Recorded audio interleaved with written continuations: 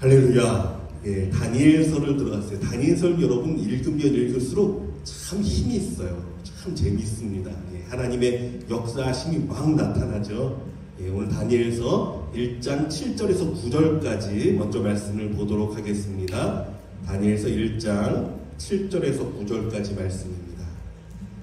예, 다니엘서 1장 7절부터 우리 앞에 있으니까요. 같이 한번 읽어볼까요? 시작.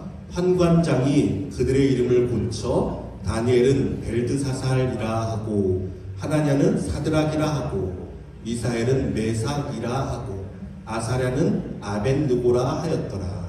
다니엘은 뜻을 정하여 왕의 음식과 그가 마시는 포도주로 자기를 더럽히지 아니하리라 하고 자기를 더럽히지 아니하도록 환관장에게 구하니 하나님이 다니엘로 하여금 환관장에게 은혜와 긍휼을 얻게 하신지라. 아멘. 자, 여러분, 이스라엘의 역사 가운데 가장 어둡고 가장 아프고 가장 힘들었던 시기를 말하라면 이스라엘이 나라를 잃어버렸을 때, 포로로 끌려갈 때, 그들이 정말 소중히 여기던 예루살렘 성전이 불타버렸을 때, 아마 이때를 말할 수 있을 거예요. 그렇잖아요. 얼마나 비참한 때입니까? 사람들은 죽어나가고 모든 것을 잃고 알지도 못하는 먼 나라에 수개월 동안 끌려 가게 됐으니 얼마나 낙심있고 얼마나 어둡습니까? 그래서 이 시기가 언제냐면 예레미야가 선포했던 시기죠. 우리 또 에스겔 선지자가 또 포로로서 2차 포로로 끌려갔던 사람이 에스겔이니까 포로 중에서 선포했을 때죠. 그래서 이 에스겔서나 예레미야서를 읽잖아요. 그러면 좀 어둡습니다. 분위기가. 물론 하나님은 수많은 환상과 소망으로 그들에게 소망을 주시고 빛을 주시고 언약을 주시지만 그 당시 백성들의 모습을 보면 여전히 절망하고 있고요. 여전히 그들 앞에는 심판과 징계가 기다리고 있고 가슴 아픈 일들만 일어나고 있는 것 같아요. 그래서 어둡습니다. 하나님은 소망을 주시고 예언을 주시고 또 환상을 주셔도 그 백성들은 아니야, 우린 다 죽게 됐다, 낭망하고 있어요. 그런데 똑같은 시기에 쓰여진 책이 다니엘서란 말이에요. 다니엘은 1차 포로로 바벨론에 끌려갔잖아요. 근데 놀랍게도 다니엘서를 보면요, 분위기가 완전히 틀립니다. 다니엘서는요, 빛이 있습니다. 소망이 있습니다. 하나님의 능력이 나타납니다. 뭔가 다른 세상이 펼쳐지고 있단 말이에요. 다니엘서는. 무엇 때문일까?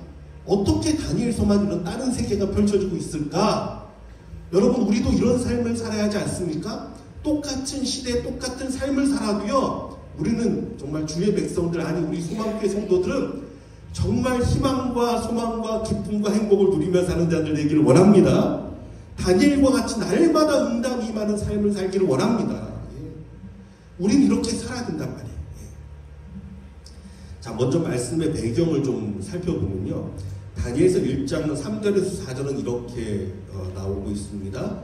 왕이 환관장 아스부나스에게 말하여 이스라엘 자손 중에서 왕족과 귀족 몇 사람, 곧 흠이 없고 용모가 아름다우며 모든 지혜를 통찰하며 지식에 통달하며 학문에 익숙하여 왕궁에 설만한 소년을 데리고 오게 하였고 그들에게 갈대아 사람의 학문과 언어를 가르치게 하였고.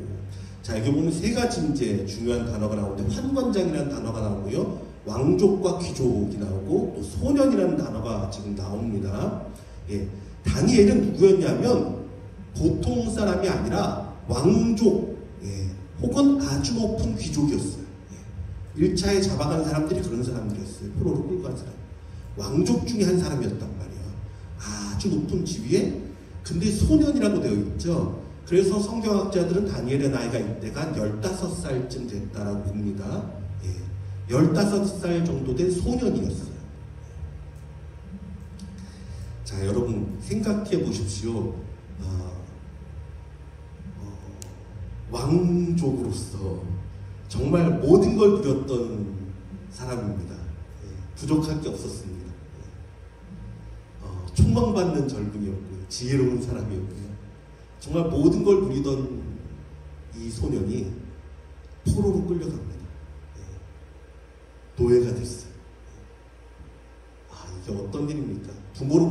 들었습니다. 얼마나 마음 아픈 일이에요. 얼마나 절망스러운 일이에요. 알지도 못하는 나라에 정말 수개월 동안 끌려 가서 그 나라에 도착했는데 환관장이라는 단어가 나오잖아요. 이 환관장이 히브리어를 보면 이 환관으로 번역된 이 히브리어 단어가 뭐냐면 사리스라는 단어예요. 환관이 사리스라는데 이 뜻이 뭐냐면 거세하다 뜻이. 무슨 말이냐면 이 환관장은 내시, 그 나라의 내시를 주관하는 그런 사람이었단 말이에요. 내시의 우두머리, 내시의 장이었어요. 그래서 많은 신학자들은요, 다니엘도 아마 궁중 내시로 훈련을 받았을 것이다 라고 봅니다. 그래서 이제 성경은요, 아무리 찾아봐도 다니엘의 후손은 한 명도 등장하지 않아요. 다니엘의 후손이 누가 있다라는 말은 나오지 않습니다. 자, 이렇게 생각해보면 얼마나 절망받는, 얼마나 낙심되는 상황입니까? 정말 그곳에 끌려가서 진짜 여태껏 겪지 못한 고통을 겪었고요. 여태껏 알지 못했던 슬픔을 겪었고 모든 것을 잃어버렸습니다. 그래서 어쩌면 그들이 원망하고 한탄했을 수도 있습니다. 그런 나이에 그럴 수 있잖아요. 도대체 내 인생이 왜 이렇게 됐나 그럴 수 있어요. 근데 그들이 참 위대한 건요, 이 다니엘과 세 친구가 마음을 다시 잡고 결단합니다. 결단합니다. 여러분, 신앙의 중요한 게 이거예요. 결단하는 거예요. 세상에 끌려가기 시작하잖아요. 한도 끝도 없어요. 결단해야 돼.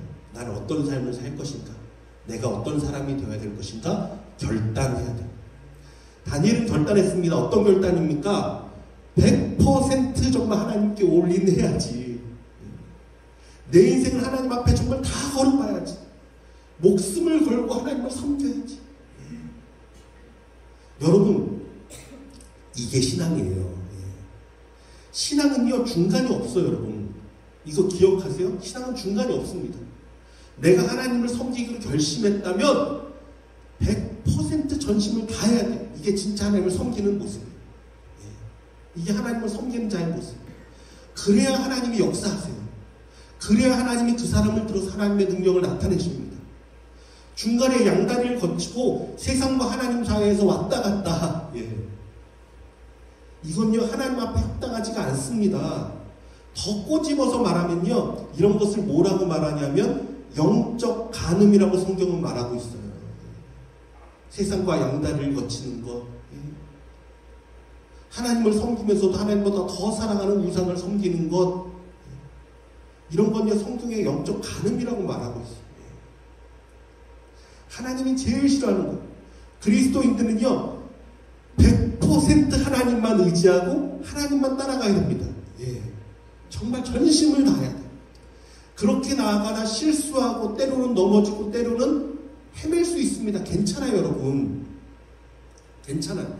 다시 주님 보고 나아가면요, 주님께서 다시금 용기 주시고 힘 주시고 붙들어 주십니다. 제가 100%라고 해서 하나님이요, 이거 착각하시면 안 돼요. 우리에게 100% 완벽한 삶을 요구하시는 게 아니에요, 여러분. 우리는 그럴 수 없습니다. 100% 완벽할 수 없어요. 하나님이 아십니다. 그래서 그걸 요구하시는 게 아니라 뭘 원하냐면 하나님의 100%는 우리의 마음과 우리의 사랑이 100%가 되길 원하세요. 내가 실수한다 해도 내 마음이 정말 하나님을 향해 100%라면 괜찮아요. 하나님이 다시 붙들어 주십니다. 일으켜 주십니다. 그래서 마태복음 22장 37절은 이렇게 말하죠. 예수께서 이르시되 내 마음을 다하고 목숨을 다하고 뜻을 다하여 주 너희 하나님을 사랑하라 하셨으니, 하나님을 섬기는 게 뭐라고요? 내 마음을 다하고 목숨을 다하고 뜻을 다하여 주 하나님을 사랑하라. 이게 신앙이다. 하나님을 섬긴다는 것은 전심을 다해 하나님을 사랑해라. 전심을 다해 목숨을 다해 뜻을 다해 주 하나님을 사랑해라.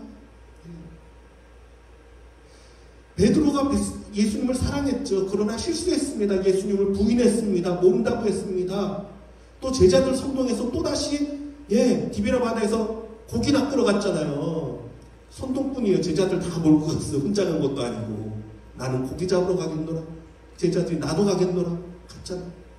그래도 어떻게 해요? 그 마음에 하나님을 사랑하는 건 변함이 없단 말이에요. 실수했어도 예수님을 사랑한단 말이에요. 예수님에서 그걸 끄집어내잖아요. 너가 나 사랑하냐? 예, 제가 주님 사랑은 주께서 아십니다. 그래, 나도 널 알아. 괜찮아. 너는 내 수제자잖아. 내 양을 쳐라. 내 양을 먹여라. 다시 돌이킬 수 있었어요. 예. 하나님이 원하시는 것은 완벽한 100%의 삶이 아니라 내 마음과 사랑이 주님 앞에 100%인 것. 예. 그러면 하나님이 붙들어 주십니다. 이끌어 주십니다. 예. 세워 주십니다. 역사를 나타내십니다. 예. 다니엘은 이렇게 100%를 하나님께 드리기로 작정했습니다. 예. 자, 그렇다면 어둠을 이기고 빛으로 나아가는 다니엘의 삶을 좀 보길 원해요. 왜냐하면 우리도 그렇잖아요. 어두운 세상 가운데 여러분 우리들의 삶은요 정말 다른 세상이 펼쳐질 수 있다니까요. 다니엘서처럼. 그러니까 이 말씀을 봐야 되죠. 자, 좀 구체적으로 보겠습니다. 첫 번째로 낭망 대신 소망을 붙들어야 된다. 예. 우리가 붙들어야 되는 뭐라고요? 낙심, 절망 아니에요, 여러분. 이거 훈련 잘 돼야 돼요. 소망해야 돼. 그래, 하나님이 계시지. 그래, 예수님이 나 사랑하시지. 예, 소망이 있어야 돼. 소망 가운데 하나님이 역사하십니다. 그런데 같은 시기에 이스라엘 백성들이 가졌던 생각이 무엇이었습니까? 에스겔서 37장 11절에 잘 나옵니다. 하나님이 말씀하시는 거예요. 또 내게 이르시되 인자야, 이 뼈들은 이스라엘 온 족속이라. 그들이 이르기를 우리의 뼈들이 말랐고 우리의 소망이 없어졌으니 우리는 다 멸절되었다 하느니라. 모든 사람들이 이렇게 생각했다니까요. 우리는 멸절됐다. 우리는 소망이 없다. 우리는 끝이다. 모든 사람들이요 절망이라는 우상 앞에 엎드려져서 그 절망을 경배하고 있는 거예요. 하나님의 말씀을 통해 증거하시고 선지자를 통해 환상을 보이셔도 그들의 절망이 꺾이질 않습니다. 절망이 그들의 믿음이 되었단 말이에요. 그러니 어떻게 하나님이 역사하시겠어요? 하나님은요, 여러분 기억하세요. 하나님이 뭘 통해 역사하십니까? 항상 우리의 믿음을 통해 역사한단 말이에요. 믿음이 있어야 돼요. 예. 제가 말씀드리죠. 자녀에 대해서도요, 우리가 믿음을 가져야 돼요. 하나님이 우리 자녀 붙들어 주시고 반드시 하나님의 영광을 나타낼 줄 믿습니다. 예. 믿음이 있어야 하나님이 그 믿음을 통해 역사하시잖아요. 근데 부모도 믿음이 없으면 어떻게 돼요? 뭐 어떻게 역사하겠어요? 그렇죠? 그러니까 믿음이 제일 중요해요. 믿음이. 예. 믿음이 제일 중요해요. 예. 믿음 가운데 소망이 역사하는 것이니까 그렇습니다. 예. 근데 다니엘과 그 세 친구만큼은요 최악의 상황에 처했는데 그 상황에서도 어떻게 해요? 하나님께 소망을 둡니다. 이게 참 위대한 거예요. 소망이 있습니다. 예, 길이 있습니다. 예, 예수 그리스도 나의 하나님, 나의 구주. 소망이 있어. 다니엘서 2장을 보면요 느부갓네살 왕이 꿈을 꿉니다. 아, 꿈이 진짜 너무나 이상한 꿈이라서 왕이 모든 술객과 지혜자를 불러서 꿈을 해석하라고 말을 합니다. 근데 이때 아마 다니엘은요 누굴 떠올렸을까요? 아마 창세기의 요셉을 떠올렸을 거예요. 그렇잖아요. 성경을 아는 사람이니까 요셉이 애굽왕 바로 앞에 가서 꿈을 해석했던 장면이 있지 지금 그 장면과 같네? 하나님이 이걸 통해서 나에게 역사할 수 있겠네? 라고 생각했을 거예요. 예, 충분히 그럴 수 있어요. 그렇죠? 요셉은. 근데 곧 깨닫게 됩니다. 그때랑은 틀리거든요. 그때랑은 틀려요. 뭐가 틀립니까? 바로는요 꿈을 이야기해주고 그 꿈의 해석을 요구했습니다. 근데 느부갓네살 왕은 꿈도 이야기해주잖아요. 내가 꿈이 뭔지 너희가 맞춰라. 그리고 그 꿈에 대한 해석도 너희가 해야 된다. 그러지 못하면 이 성 안에 있는 지혜자들 내가 다 죽이겠다. 무섭습니다. 다니엘서 2장 10절에서 13절까지예요. 갈다인들이 왕 앞에 대답하여 이르되 세상에는 왕의 일을 보일 자가 한 사람도 없으므로 어떤 크고 권력 있는 왕이라도 이런 것으로 박수에게나 술객에게나 갈다인들에게 물은 자가 없었나이다. 왕께서 물으신 것은 어려운 일이라 육체와 함께 살지 아니하는 신들 외에는 왕 앞에 그것을 보일 자가 없나이다 한지라. 왕이 이로 말미암아 진노하고 통분하여 바벨론의 모든 지혜자들을 다 죽이라 명령하니라. 육체와 함께 사는 신. 예. 여호와 하나님 우리와 함께 거하시죠. 예. 하나님 외에는 알 자가 아무도 없어요. 예. 그 술객들도 알았어요. 예. 아무도 없다. 누구도 하지 못한다. 예. 보통 사람 같으면 이건 말도 안 된다며 낙심했을 것입니다. 아마 다니엘이 보통 사람이었다면 이건 너무하지 않습니까? 요셉도 이런 해석 못했을 것입니다. 하나님이 어찌나 이런 상황을 맞이하게 합니까? 아마 더 큰 우울증에 빠졌을지도 모릅니다. 그러나 다니엘은 달랐어요. 그는 어디에 소망을 뒀다? 하나님께 소망을 뒀어요. 예. 하나님께 소망을 뒀어요. 하나님이 어떤 분이니까? 전능하신 분이시잖아요. 하나님이 꿈을 알게 하신 하나님이 그 꿈도 깨닫게 하지 못할 분입니까? 능히 할 수 있잖아요. 하나님께 소망을 뒀어요. 예.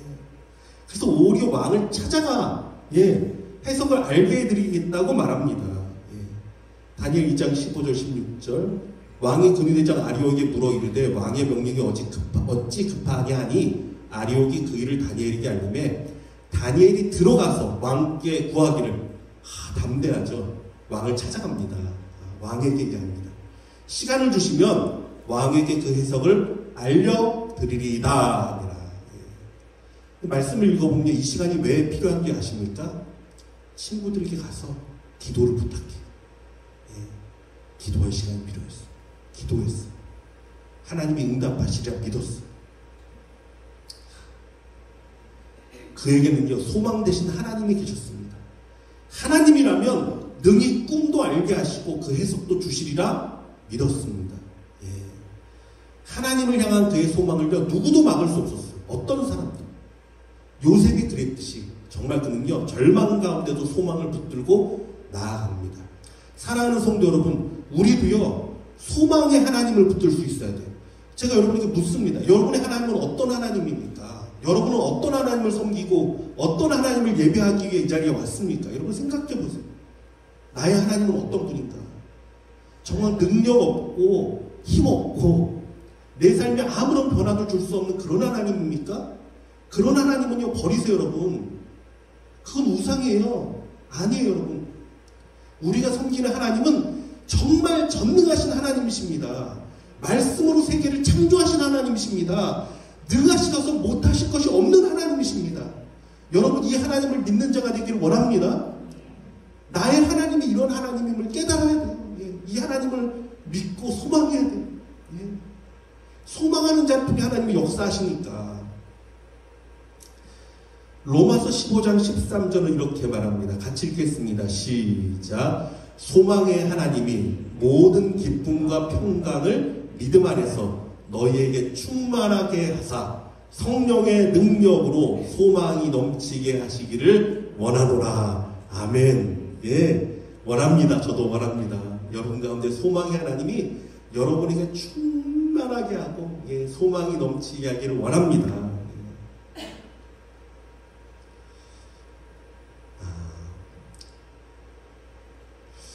다니엘이 이제 결단하는 장면이 나오잖아요. 1장에 보면. 그걸 한번 좀 생각해보고 넘어가겠습니다.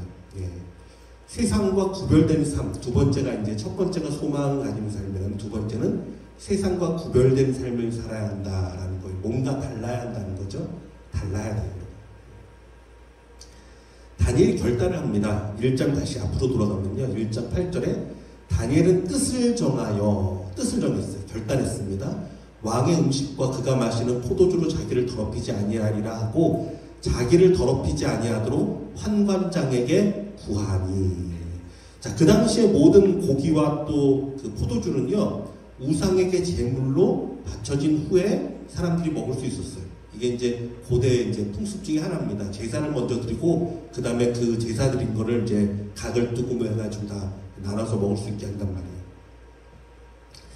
그러니까 다니엘이 우상에게 드렸던 고기와 술은 먹지 않겠다라고 다짐한 것입니다. 왜? 세상과 구별되는 삶으로 거룩을 지키기로 다짐한 거예요. 이 다니엘의 결단의 핵심이 뭐냐면 자기를 더럽히지 아니하리라. 이게 두 번 나오죠. 포도주로 자기를 더럽히지 아니하리라고 자기를 더럽히지 아니하도록 환관장에게 구하니. 핵심이 뭐냐면 구별된 삶, 나는 거룩을 지키겠습니다. 이거예요. 왜 그랬을까요?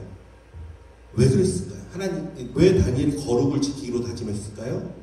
다니엘의 소망은 하나님인데 자기를 더럽히면은 하나님이 다니엘과 함께 거하여야 되는데 하나님이 떠나시잖아요. 그는 언제나 하나님을 소망했는데 자기가 구별되지 않으면 안 되잖아요. 그러니까 내가 거룩해야지, 깨끗해야지, 더럽히지 말아야지. 이게 다니엘의 마음이란 말이에요. 구약시대 때는 율법에 따라서 먹는 음식을 구별함으로 그들의 거룩을 지켰습니다. 이게 구약시대 때 하나님께서 그들을 훈련시킨, 이스라엘 백성을 훈련시킨 방법 중에 하나예요. 거룩이라는 단어가 구별이잖아요. 뭐냐면 이스라엘 백성이 사실은 이방인하고 똑같았어요. 애굽에서 있을 때. 그래서 나오면서 너네들은 달라라. 먹는 것도 틀리고 삶도 틀리고 행동하는 것도 틀더라. 구별되라. 왜? 하나님의 거룩한 백성이니까 다른 삶을 살아라. 구별된 삶을 살아라 라고 율법을 주셨습니다. 자, 그런데 신약에 와서는 예수님이 오셨죠. 예수님에게 우리에게 밝게 알려주셨습니다. 진짜 거룩이 무엇인지. 그게 무엇입니까? 세상과 다른 우리의 마음 중에 하나인데 입으로 들어가는 것이 너희를 더럽게 하는 것이 아니라 입에서 나오는 것이 너희를 더럽게 한다. 예수님 말씀하셨거든요. 사실은요, 우리의 마음에 있는 것이 입으로 나와서 우리를 더럽게 한다. 진짜 거룩은 뭐냐면요, 우리의 마음이 거룩해지고 우리의 입이 거룩해져야 돼.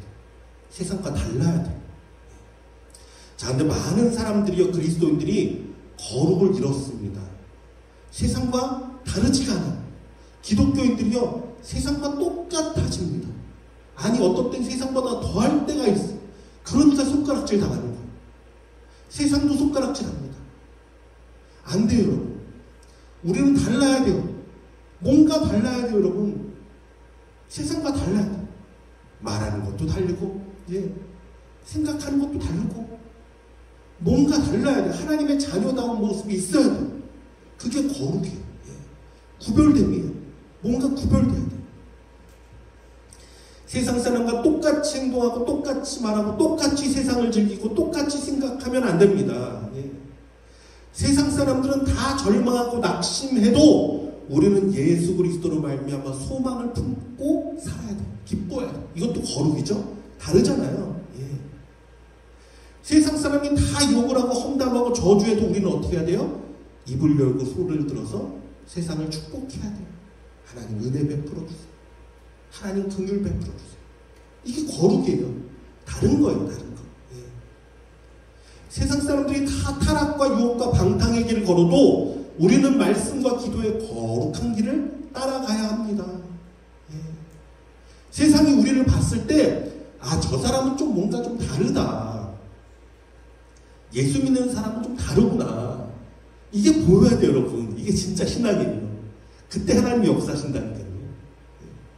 그런데 물에 물 탄 듯 술에 술 탄 듯 세상과 다를 것이 아무것도 없는 삶을 산다면 어떻게 하나님이 그 사람에게 복을 주시겠어요?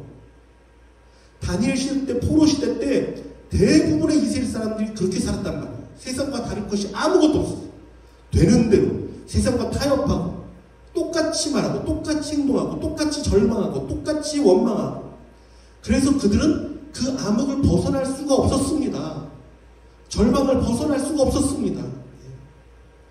그러나 뜻을 정하여서 구별된 삶을 살기로 다짐한 다니엘과 그 친구는 달랐습니다. 그리스도인의 정체성, 하나님의 백성이잖아요. 그리스도인이 뭐죠? 그리스도께 속한 사람들, 나는 예수의 사람이라 이 정체성을 가지면요, 달라야 되죠. 예. 특별함이 있었어요.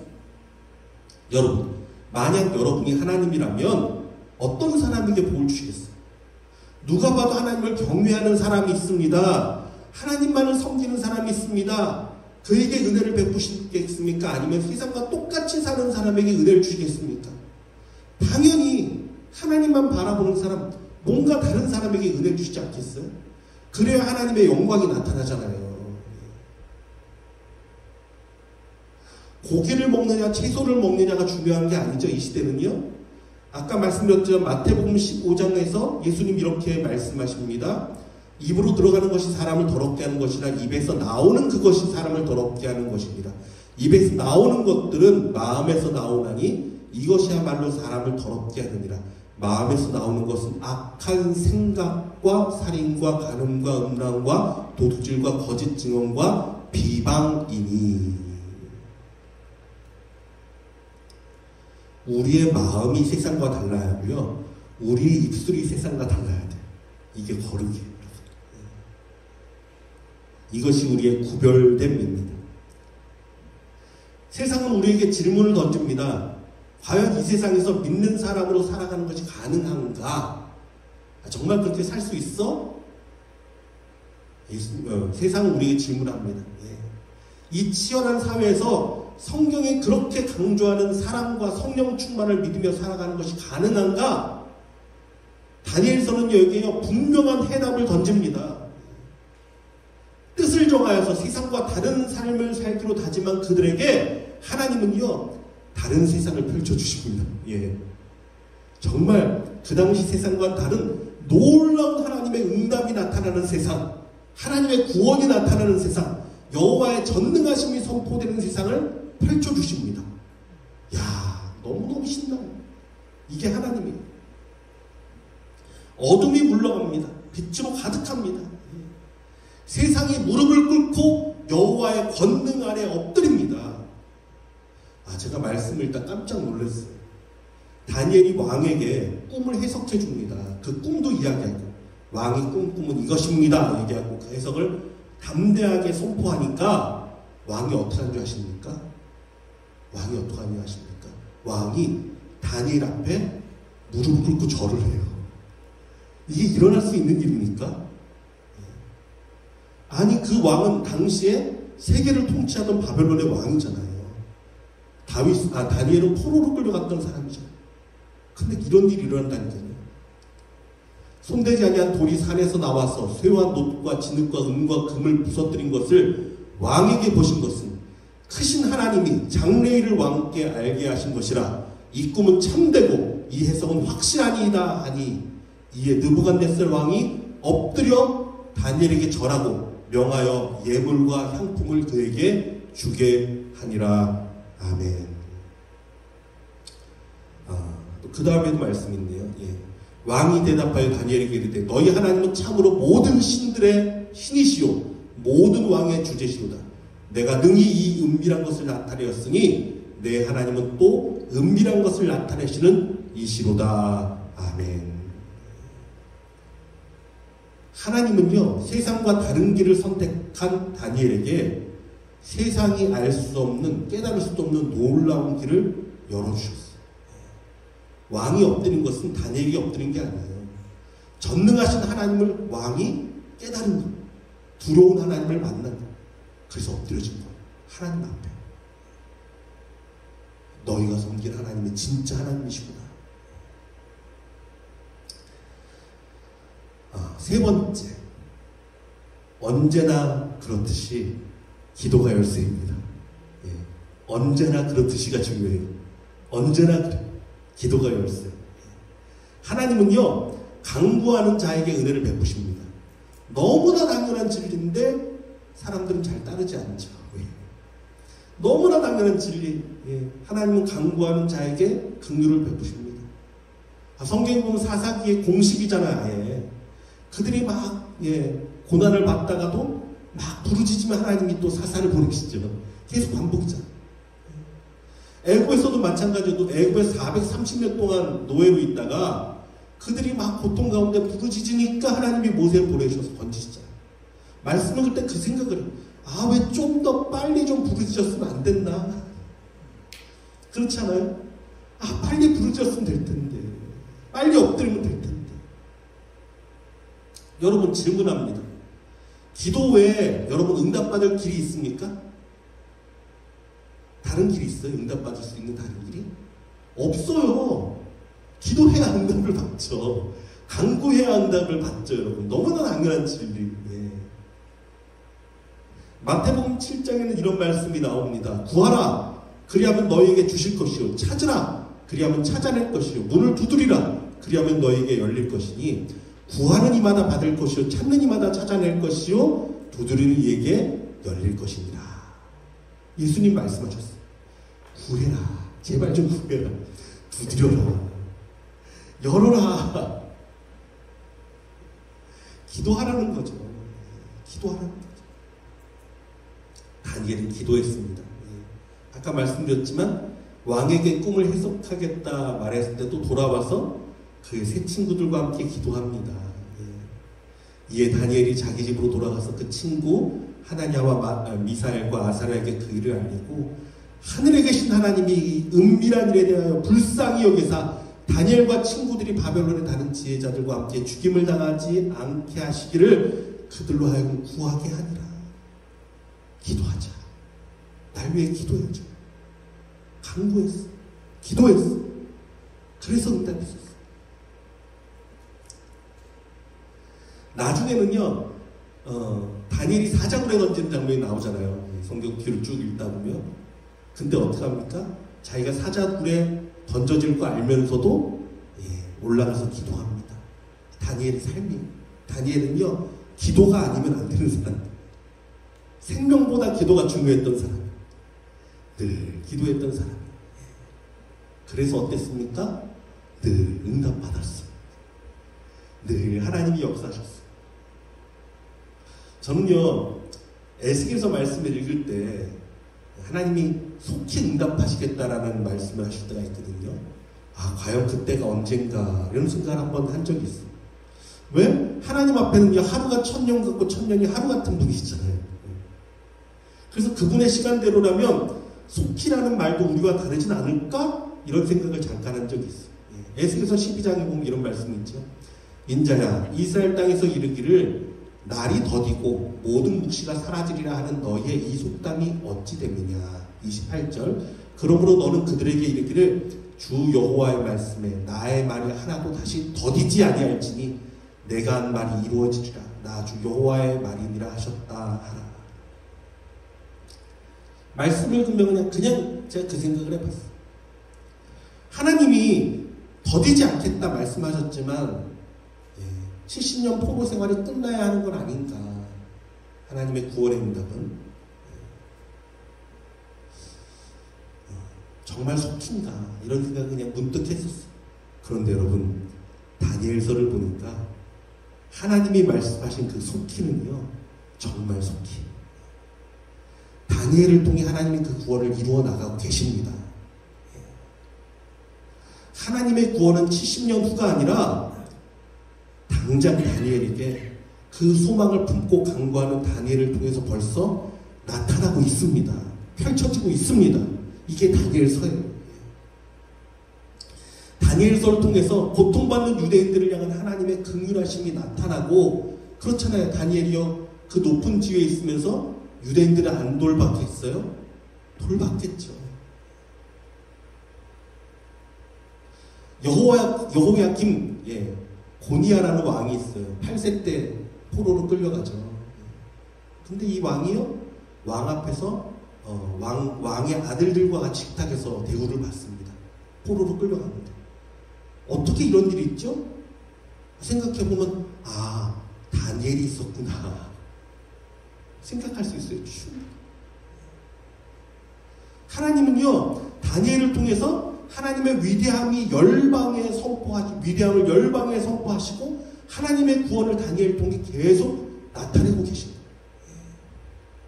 얼마나 위대한 하나님의 역사입니까? 다니엘서는요, 특별한 구조를 가지고 있습니다. 다니엘서가 특별해요. 성경이요, 구약은 뭐로 기록됐죠? 히브리어로 기록됐죠. 신약은 헬라어로 기록됐고 구약은 히브리어로 기록됐습니다. 그런데 유일하게 다니엘서는요, 히브리어로 시작했다가 아람어로 바뀌어요. 4장부터 7장까지는 아람어로 다 기록이 돼요. 나중에 뒤에 12장까지는 다시 히브리어로 되어 있는데 가장 중앙에 있는 이 네 장은요, 아람어로 기록이 되어 있습니다. 이상하죠? 왜 아람어일까요? 왜 아람어일까요? 당시 세계를 통용했던 민족의 언어가, 통용어가 아람어란 말이에요. 지금으로 말하면 영어가 세계의 공용어인 것처럼, 그 당시는 아람어가 세계의 공용어예요. 아람어가. 무슨 말이냐? 다니엘서는요, 세상에 선포합니다. 세상에게 알리는 거예요. 봐라! 여호와 하나님의 위대하심을 똑똑히 봐라. 여호와의 전능하심이 어떤가 너희들도 한번 봐라. 이걸요, 감추지 않고 드러내는 거예요. 보이는 거예요. 누구도 볼 수 있도록. 그 땅의 이방인 어떤 사람도 보고 전능하신 하나님을 만나라는 거죠.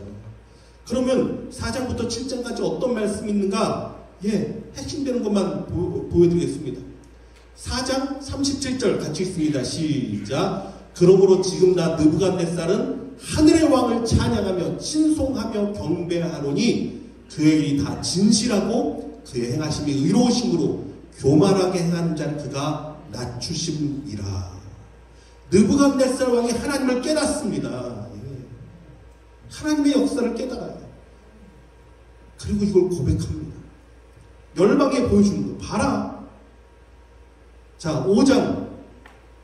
이때는 벨사살 왕 때입니다. 벨사살 왕이 언제냐면 이 왕이 끝으로 바벨론 제국이 무너지고요. 메대와 바사, 그러니까 페르시아 제국이죠. 연합군이 바벨론을 무너뜨립니다. 마지막에 있던 왕이에요. 역사 가운데서도 그 기록이 있습니다. 그때 어떻게 점령되고 그랬는지. 근데 마지막 때 그 왕이 뭘 합니까? 술잔치를 벌이는데 술잔치의 이유는 귀족들을 위해 벌린 잔치. 왜냐하면 그 안에 있는 귀족들은 결속을 다지는 거예요. 바깥에는 지금 메대와 바사군이 다 성을 감싸고 있어요. 마지막 공격을 하기 위해서. 그래도 이 성이 워낙 튼튼한 성이었으니까 결속을 다지기 위해서 큰 잔치를 벌이는데 그 잔치에서 무슨 실수합니까? 여호와의 전에서 가져온 그 금잔과 금잔을 갖고 와라. 그것으로 술을 먹습니다. 그랬더니 어떤 일이 일어납니까? 벽에 손가락이 나타나요. 글을 쓰기 시작합니다. 기록된 글자는 이것이니 곧 메네멘의 대계를 우바르시니라. 그 길을 해석하건대 메네는 하나님이 이미 왕의 나라의 시대를 세워서 그것을 끝나게 하셨다 하며, 대계는 왕을 저울에 바라보니 부족함이 보였다 하며, 베레스는 왕의 나라가 나뉘어서 메대와 바사 사람에게 준 바 되었다 함입니다 하니, 다니엘이 아주 담대하게 선포합니다. 왕이시여, 끝났어요. 하나님이 왕을 달아보셨습니다. 근데 부족합니다. 이제는 새로운 나라가 펼쳐질 것입니다. 참 놀랍죠. 그리고 그날 저녁에 그 적군이 들어와서 왕은 죽임을 당하고 나라는 넘어갑니다. 이걸요, 아람어로 딱 기록해놨어요. 다 보라고. 6장 넘어가면 다리오 왕, 다리오 왕이 이제 다시 점령한 왕이죠.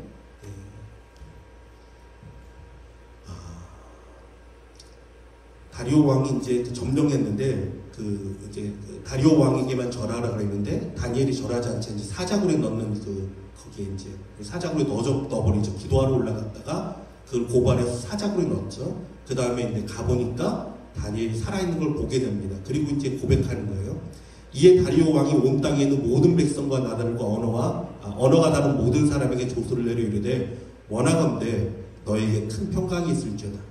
내가 이제 조서를 내리노라. 내 나라 관할 아래에 있는 사람들은 다 다니엘이 하나님 앞에서 떨며 두려워할지니 그는 살아계시는 하나님이시오 영원히 변하지 않으실 이시며 그의 나라는 멸망하지 아니할 것이요 그의 권세는 무궁할 것이며 그는 구원도 하시며 건져내기도 하시며 하늘에서든지 땅에서든지 이적과 기사를 행하시는 이로써 다니엘을 구원하여 사자의 입에서 벗어나게 하셨습니다 하였더라. 아멘. 참 놀랍습니다. 예. 다리오 왕도 나라가 바뀌어도 그 왕도 하나님의 권세 아래 무릎을 꿇습니다. 하나님의 놀라운 행적을 고백합니다. 보라는 거예요. 아람으로 딱 힘겠습니다. 7장 27절 나라와 권세가 온 천하 나라들의 위세가 지극히 높으신 이에 거룩한 백성에게 붙임바 되리니 그의 나라는 영원한 나라이라. 모든 권세 있는 자들이 다 그를 섬기며 복종하리라. 아멘. 참 다니엘서를 보면요, 하나님이 얼마나 위대하신가, 하나님이 그를 섬기며 그를 경외하는 자를 통해서 어떠한 일을 나타내시는가. 비록 포로로 끌려갔어도, 비록 모든 것을 잃은 환관이 되었어도 하나님은요 그를 통해 새로운 세상을 펼치십니다. 놀라운 일을 나타내십니다. 사랑하는 성도 여러분, 그러함으로 저와 여러분도요 하나님께 간구할 수 있는 자가 되길 주님의 이름으로 축원합니다. 기도밖에 없어요. 에스겔서 우리 읽으면서 하나님 말씀하셨죠. 우리 같이 읽겠습니다. 시작. 주 여호와께서 이같이 말씀하셨느니라. 그래도 이스라엘 족속이 이같이 자기들에게 이루어 주기를 내게 구하여야 할지라. 내가 그들의 수요를 양떼같이 말아주게 하되. 하나님이 우리에게 언약을 주시고 약속을 주시고 축복을 주시고 모든 말씀의 귀중한 것을 주셨어도 이루어 주기를 구해야 한다. 간구해야 된다. 그러면 내가 줄 것이다. 사랑하는 성도 여러분, 이렇게 하나님 앞에 간구할 수 있는 자가 되기를 주님의 이름으로 축원합니다. 그러므로 여러분, 어떠한 상황에도 소망을 가져야 돼요. 첫 번째였죠. 두 번째가 뭐였습니까? 구별된 삶, 세상과 달라야 돼. 셋째로 간구하는 삶. 이 삶을 살면요, 어떠한 세상의 환경과 어둠과 낙심이 찾아와도 우리는요 새로운 세상을 열 수 있습니다. 누구처럼? 다니엘처럼. 이런 복된 자들 되시길 주님의 이름으로 축원합니다. 사랑하는 아버지 하나님, 감사합니다. 주님, 다시금 깨닫습니다. 여호와 하나님이 얼마나 위대하신 분이신지, 정말 그를 섬기고 그를 사랑하고 그만 바라보는 자를 통해서 어떠한 일을 나타낼 수 있는지 다니엘서를 통해 보게 되었습니다. 주님, 감사합니다. 하나님이 우리 사랑하는 주님을 사랑하는 성도들 여기 있습니다. 우리 성도들의 삶을 통해서도 하나님의 영광을 나타내 주시옵소서. 여호와의 전능하심을 나타내 주시옵소서. 많은 사람들이 우리 성도들의 삶을 보고, 아니 하나님 동행하신 하나님을 바라보고 하나님 앞에 무릎 꿇는 일들이 나타나길 원합니다. 전능하신 하나님을 높이는 일들이 나타나길 원합니다. 여호와 하나님 같은 분이 없음을 깨닫는 일들이 나타나기 원하오니 하나님 우리 성도들 사용하여 주시고 붙들어 주시고 기름 부어 주시옵소서. 세상과 다른 그리스도인들 되게 하여 주시고 어떠한 상황에도 소망을 놓지 않는 자들 되게 하여 주시고 우리도 하나님께 간구하며 기도함으로 그 뜻을 이루는 자들 되게 하여 주시옵소서. 지금은 우리를 구원하신 예수 그리스도의 은혜와 하나님의 전능하신 사랑과 성령님의 위로 감동 역사하시는 충만하신 은혜가 오직 주님만 바라보며 전심으로 주님을 사랑하며 마음을 다해 주님을 섬기기로 결단하고 다짐하며 나아가는 여기 모인 모든 사랑하는 성도들과 우리 선교사님과 이 땅과 열방 가운데 지금부터 영원토록 항상 함께 계시기를 축원하옵나이다. 아멘.